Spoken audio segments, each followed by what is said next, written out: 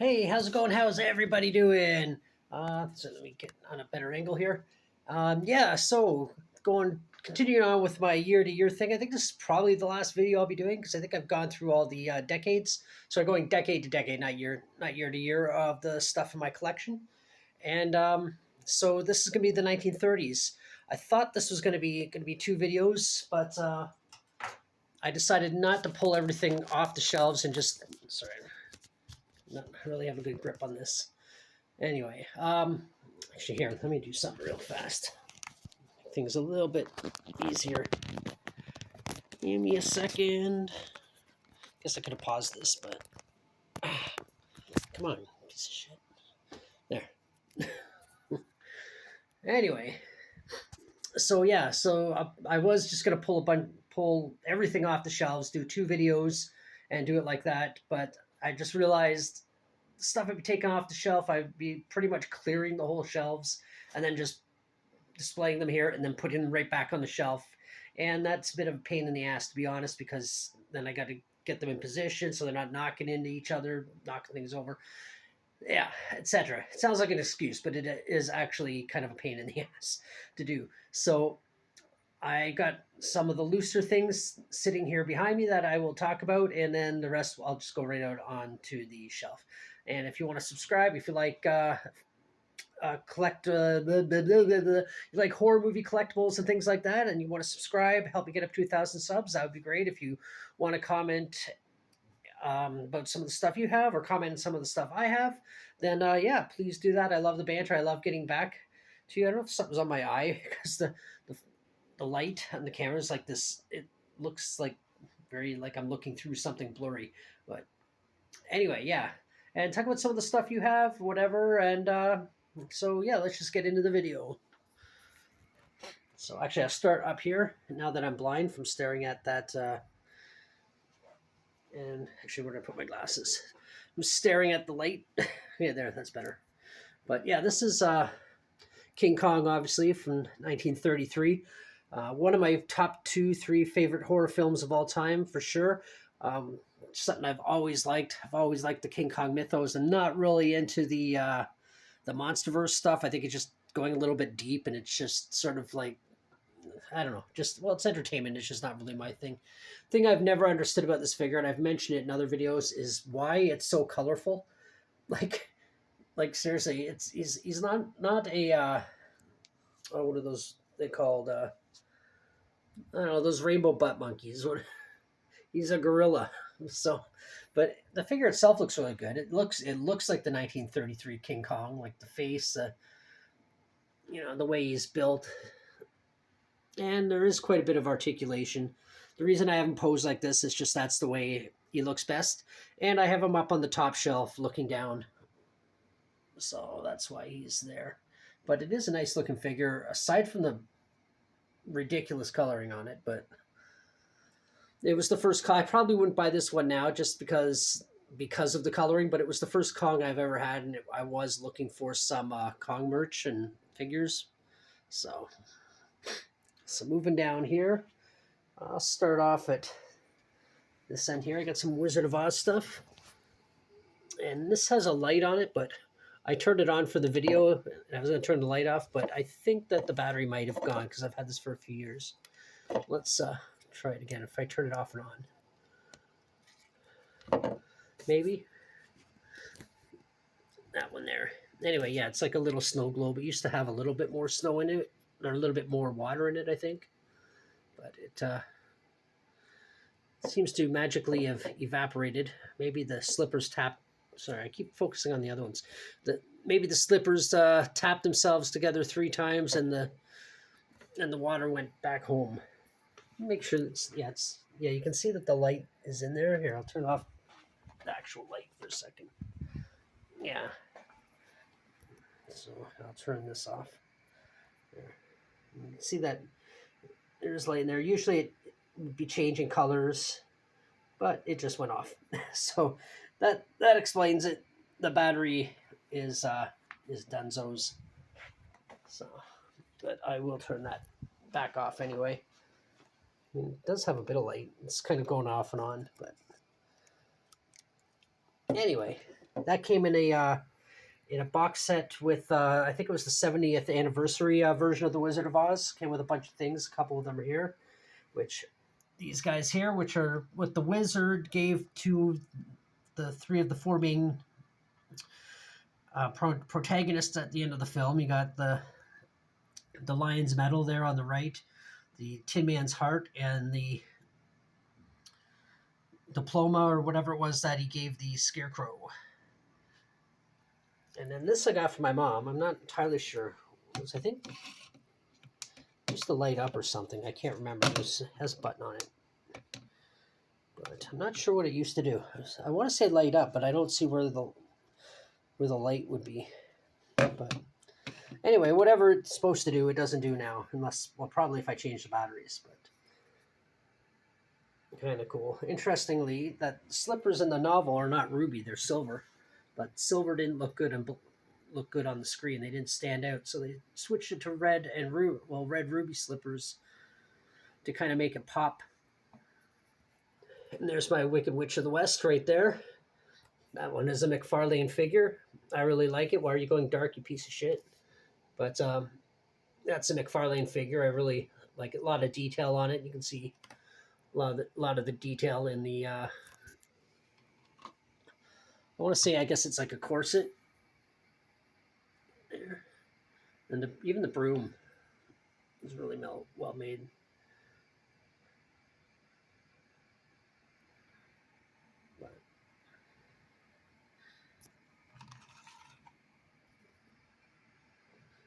Excellent looking figure. That's from their Movie Maniacs series, the most recent one, I think. Actually, second most recent one. The newest ones are a little bit designed a little bit differently, and a little plate with Dorothy on it, which is getting a bit of the. Let's cover up the light for a second. Get it without the glare, and that came in the box set as well. And then back here we got Bride of Frankenstein. This is a Amigo figure, which you can tell it's a little bit more cartoony looking, a little bit more child friendly, I guess you could say. Even though it's 17 plus, but. And then Son of Frankenstein, version of Frankenstein. Still decent looking figures. They're just they just don't have the detail you see in other brands, but they've been around. I think they're one of the oldest brands, so they got that. I think they've been around since the 1950s. But still great looking figures for what they are. And then up here, these are Imperial toys from the 1980s. There's 4 in the series. I only have 3 of them, unfortunately. But there's Dracula. And apparently NECA is putting out a series, or maybe they already have, of their versions of these particular figures, done more NECA style. So that should be interesting. And there's the Mummy.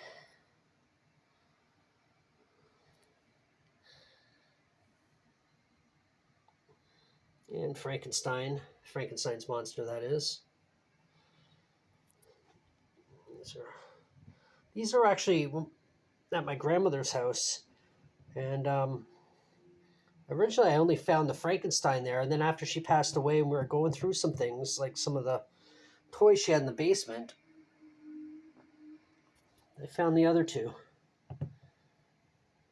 And there is a Wolfman that goes with them, but I unfortunately don't have it yet. But I'm always on the lookout for it. I've seen it for sale online, but I'm hoping to find it more readily at a garage sale or something. But anyway, here's some Funko figures. Frankenstein and Dracula. I got the Frankenstein first because I'm a big Frankenstein's monster fan, or I'm just going to say Frankenstein, big Frankenstein fan. And then I got the Dracula one, figuring, yeah, I might as well. And now I've gotten a few more Funkos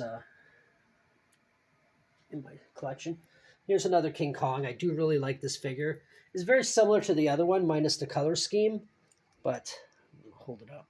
I think it's a little bit more detailed in the face than this one. You can kind of see. And it's got pretty much the same articulation in the body. Let's see here. Except, well, for some reason I thought the mouth opened and closed, but I guess not. But it does have an alternative head, or an alternate head with the closed mouth, I believe, if I'm not mistaken. And it's got the chrome steel handcuffs. Though even though in the movie he's only wearing one when he's running around the city, running around New York. And there's one of the biplanes that shot him down. Which, interestingly, the pilots that are flying the biplanes in the film, the actors, are actually Marion Cooper and Ernest Schoedsack, who were the ones that wrote, directed, and, well, created the film. And the effects, of course, were done by stop motion legend pioneer Willis O'Brien, who opened the door for I forgot Ray Harryhausen. I don't know why I forgot his name. The guy's like amazing. Well, he was amazing until he passed away, sadly. But he apprenticed Ray Harryhausen, and if you know anything about stop motion, you know how legendary Ray was. So done a lot of great things. And here's a mug Tracy got me a while back. It sits up on the shelf on display, and I just use it to put little odds and ends and things in there from figures that I don't need on the shelf. And then over here's another Frankenstein. This is a reaction figure. I kept it in the box because I really like the packaging, the fire and the background. And the figure itself looks really good. It's very creepy. But yeah, this is the Super 7 reaction figures. But the packaging is really cool. That's why I thought, oh, it'd be such a waste just to take it out of the box, and then it's just another figure sitting on the shelf. But it's a Universal series they had. And then I got this here. This is a Fright Rags Frankenstein mask. When I first saw these a long time ago, I was like, what's the point of that? It's just a little mask. But then I bought a Michael Myers version of this, and when I picked it up and looked at the box, I realized you're not supposed to take it out of the box. The box is actually part of the display, and it looks really cool when you look at all the details, all the fun little things that are done on this box, the artwork. That, again, that would be stupid just to take it out, because then it's just a Frankenstein face that's all kind of creepy, like a mini mask, because it's too small to wear. But yeah, the artwork is what really stands out for this, and it's kind of more of the purpose than the actual mask. I think the mask is just an excuse to make this cool box. So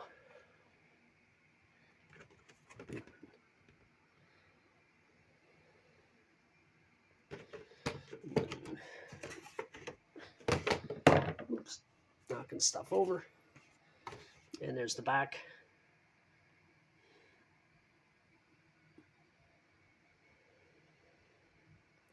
Really cool looking box. Yeah, it would be pretty unfortunate had I not even thought about just, oh, it's Frankenstein, I'll buy it, and then ripped it out of the box and threw the box away and just put the Frankenstein on the wall. Of course, the option is I could always buy two, but I wouldn't do that. So anyway, there's the first part of the 1930s. So I'm going to go and actually just go right over to the shelf and talk about it where it stays. So 1 second. Okay, so this is just on the shelf, and you can see how it's just so much stuff. It would have been way too much work just to pull it all down. But anyway, we'll just go right to the 1930s stuff. You got a Frankenstein figure that's, I think it stands about 18 inches tall in total. It's a very tall figure, and that's also Mego. And I remember I was at work, and then I took my break, and I had to rush to the Eaton Center. I was working when I still worked downtown Toronto. The Eaton Center wasn't too far, so I was able to run through the path. And if you know what the path is in downtown Toronto, it's a giant underground mall, really. Like Toronto, there is literally a mall under Toronto. if you didn't know that. But so I ran through the path, ran to the Eaton Center, went to the store and grabbed it, and came back in time for my break to be over. But anyway, that's how I got that. This is also obviously Frankenstein. It looks very similar to the Mego figure, but this is actually Kenner. And this figure, I think it came out in about 1999, 1998. And there's a small series of them. I got obviously a few of them here, but those are different decades, so I'm not going to get into those right now. But it's Kenner, so the articulation is basically the same as the Star Wars figures. There's the arms and legs move up and down. I don't even think the head turns. It's very, in terms of what it can do, it's pretty lame, but I like the way it looks, so that's why I got it. And over here, I got a Mummy figure from from the Mummy, 1932, I think it came out, or 33. But if you know the film, it's sort of a remake of Dracula, just set in Egypt with a mummy instead of a vampire. So, and also while I'm standing here, I meant to put this in the other room too, but it's my King Kong lunchbox. I'm going to get down. I'm sitting on a stool right now, and I really don't want to fall down. So, but anyway, it's a King Kong lunchbox. I have a few lunchboxes in my collection now, but I really like this. It's got some really cool art on it. On the top, and it has a thermos inside, which I'm not going to bother taking out, but it looks kind of cool. Anyway, and lastly, this shelf here. There are some things in here, much like the other shelf, that aren't 1930s, but I'll just try and focus on 1930s. There's a Bela Lugosi Dracula. That's from NECA. That is a really well-made figure. Like, look at the face. Like, that looks like Bela Lugosi, or Bela, depending on who's saying it. I always say Bela, but I think his real name is actually Bela. But really, really well-made figure, and it comes with a bat. You can see in the background. And then down here, actually that's Herman Munster. And then I guess 1930s, the movie Freaks came out. I know I talked about this in the 1920s video by mistake. But anyway, that's Simon Metz, one of the most recognizable characters from the film. And same with these, the Connor twins, I think they're called. Sorry, Hilton sisters. What am I looking at? Hilton sisters. And anybody else from the film?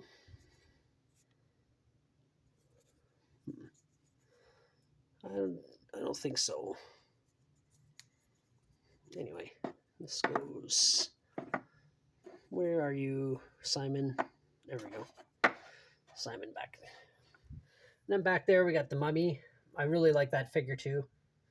It's really well made. It comes with this little chest with the scroll in it and stuff. And then back there, I bought this one a long time ago. I've had this figure for a while, but that's also the Mummy, and that's in his sarcophagus. You can see it's really well made, well detailed, and out of focus for some reason now. And then there's the lid. The lid, I always thought the top looked a little bit funny, but it's probably how it looked in the film, but I don't really remember. And then Bride of Frankenstein, the other figure I really like, came with a lot of different faces.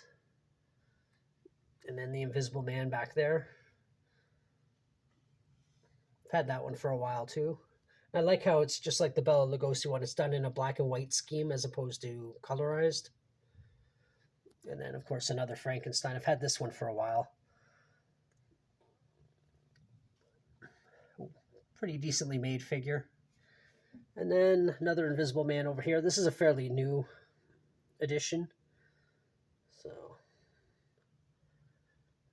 and then I got a couple more Draculas here. The Dracula torso. That's actually, you can take the bottom off and hang the top from there as a decoration, but I got nowhere to hang it, and I'd be scared if it ever fell. It would definitely shatter because I think it's made of porcelain. So, and then little reaction figure of Dracula. Also pretty well detailed. And then I got a Frankenstein. This came from a collection from Burger King put out in the 90s. And I just stumbled across this by chance. I didn't know what it was from. Someone I was actually kind enough online to tell me. So, and I guess because of the light, it's not coming in as good as I'd like. But and it came with another accessory. I'm not entirely sure what it did. You can look it up online. And it came with, there's a Wolfman one, this one, I think a Dracula one. I think it was all the main Universal monsters. But anyway, that's it for the 1930s. I managed to get everything in there, and well, actually, here's some more Wizard of Oz stuff, since I'm standing right here anyway. And all the stuff that were in the other video, actually, they just sit up in the front here, and this is the background for the witch. But yeah, that's it for the 1930s. If you watched it all the way, thank you so much. Oops. Tell me what you thought of some of the stuff. If there's anything that caught your attention, caught your eye, and also if you got stuff of your own you want to mention in the comments below. Like I said, I like the banter. If you want to help me get up to 1,000 subs by just tapping the little subscribe button, I'd really appreciate that. I want to see how close I can get to 1,000 this year. But anyway, thanks for watching, and until the next one, bye.